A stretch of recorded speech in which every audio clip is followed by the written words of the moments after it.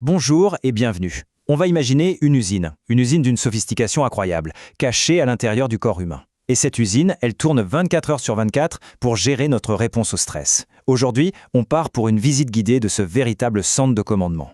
Alors la question se pose, quelles sont ces structures minuscules mais tellement puissantes qui orchestrent des fonctions aussi vitales que le niveau d'énergie ou la réaction face au danger? Eh bien la réponse est assez fascinante. Il s'agit des glandes surrénales. Comme on peut le voir sur cette image, il y en a deux, chacune posée comme un petit chapeau sur un rein. On peut vraiment les voir comme les usines à hormones les plus essentielles de notre organisme. Allez, on met nos casques de protection et c'est parti pour la visite. Et il faut bien comprendre une chose, ces glandes, elles ne sont pas juste importantes, non. Elles sont carrément indispensables à la vie. Elles régulent certaines des fonctions les plus critiques de tout l'organisme. Et voilà un détail qui est toujours fascinant, leur poids. Chaque glande pèse entre 4 et 6 grammes, c'est à peine le poids d'une feuille de papier. Mais il ne faut pas s'y tromper, la puissance qu'elle renferme est-elle absolument colossale. Le point à retenir est donc simple, il ne faut jamais se fier à leur taille. Leur rôle dans la gestion du métabolisme, du système immunitaire et de la réponse au stress est tout simplement central. Bon, maintenant qu'on a vu l'extérieur, il est temps de jeter un œil au plan de l'usine. Et comme toute bonne usine, la glande surrénale est organisée en départements bien distincts, chacun avec des tâches très spécifiques. Quand on regarde une coupe transversale, on voit tout de suite deux zones principales. La partie extérieure, la plus épaisse, c'est le cortex. On peut y penser comme au pôle de production principal. Et la partie à l'intérieur, c'est la médula, le centre d'intervention d'urgence. Deux départements, deux fonctions radicalement différentes. Et si on zoome encore un peu sur le cortex, ça devient encore plus intéressant. Ce n'est pas un seul bloc, il est lui-même subdivisé en 3 couches bien distinctes. Il faut imaginer ça comme 3 chaînes de montage parallèles, chacune produisant des types d'hormones complètement différents. Commençons par le plus grand département, le cortex.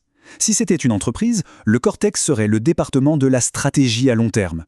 Il ne s'occupe pas des crises de dernière minute, non, mais de l'équilibre général et de l'endurance de tout le système. Cette image illustre à merveille la complexité du processus. Pas de panique, le but n'est pas de mémoriser ce schéma.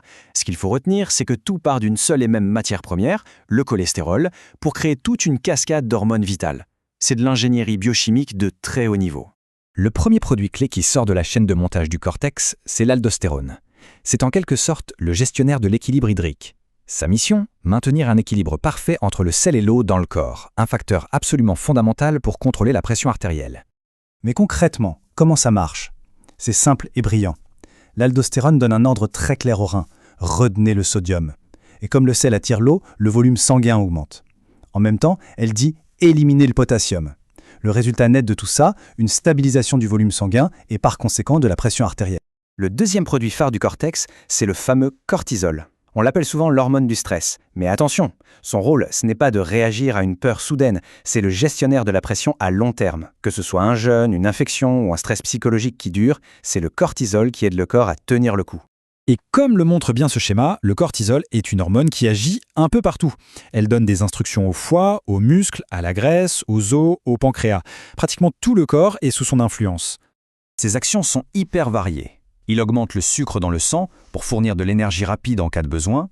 C'est un puissant anti-inflammatoire. Il aide à gérer notre cycle de sommeil et surtout en cas de crise, il agit un peu comme un manager en temps de guerre. Il met en pause les systèmes non essentiels comme la digestion ou la reproduction pour concentrer toutes les ressources sur un seul objectif, la survie. Mais attention, cette production n'est pas anarchique. Elle est finement régulée par le siège social, le cerveau.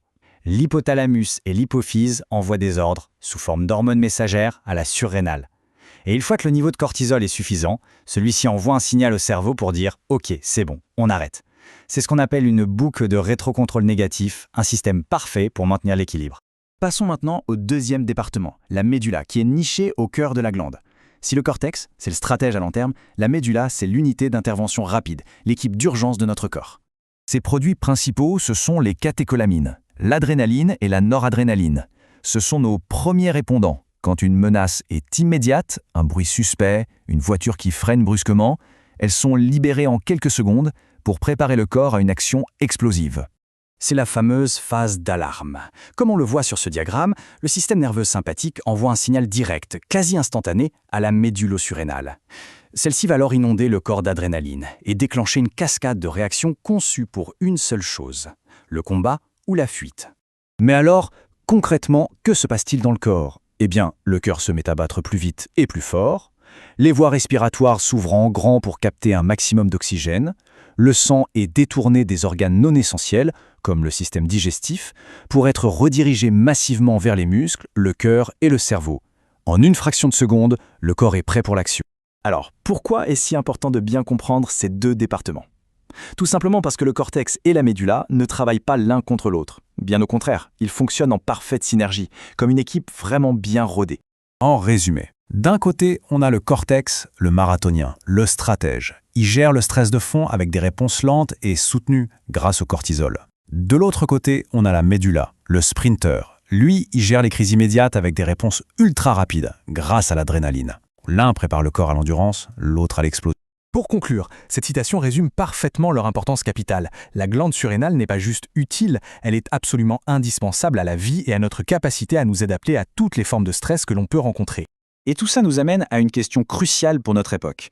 Ce système, il a été perfectionné par des millions d'années d'évolution pour faire face à des menaces physiques, immédiates et plutôt rares.